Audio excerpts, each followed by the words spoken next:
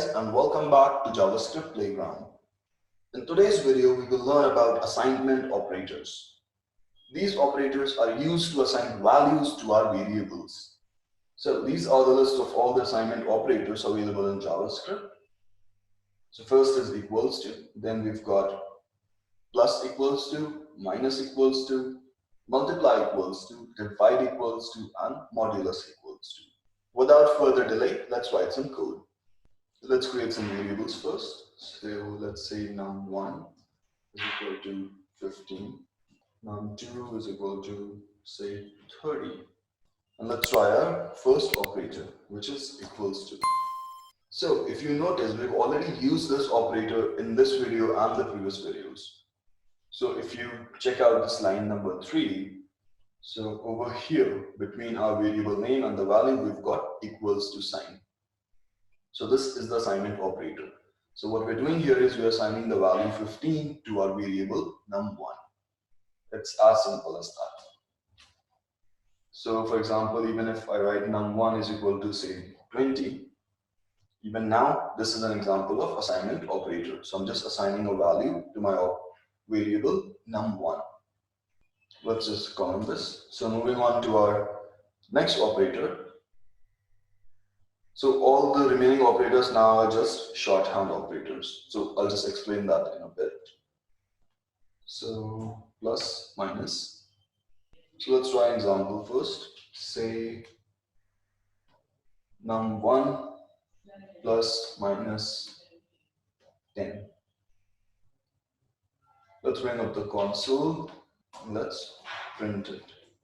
And now as you can see, we get the result 25 in our console. Because what this statement is, it's equivalent to num1 is equal to num1 plus 10. So it's just a shorthand notation for this expression. Similarly, we can have another example, say num1 plus equals to num2. And now, as you can see, we've got 55.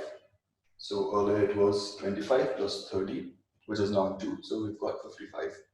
Again, this is equivalent to num1 is equal to num1 plus num2.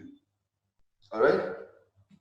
So moving on to our next operator, which is minus equals to.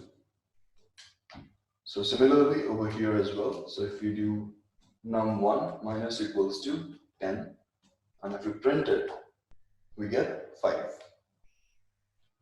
Again, this is just equivalent to num1 is equal to num1 minus 10. So again, even here as well, instead of value, we can have variables. So num2, again, this is equivalent to num1 is equal to num1 minus num2. Alright, so moving on to our next operator, which is multiply equals to.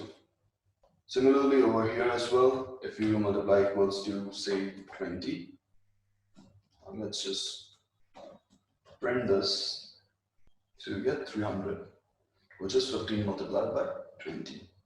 Again, this is just equivalent to num1 is equal to num1 multiplied by 20.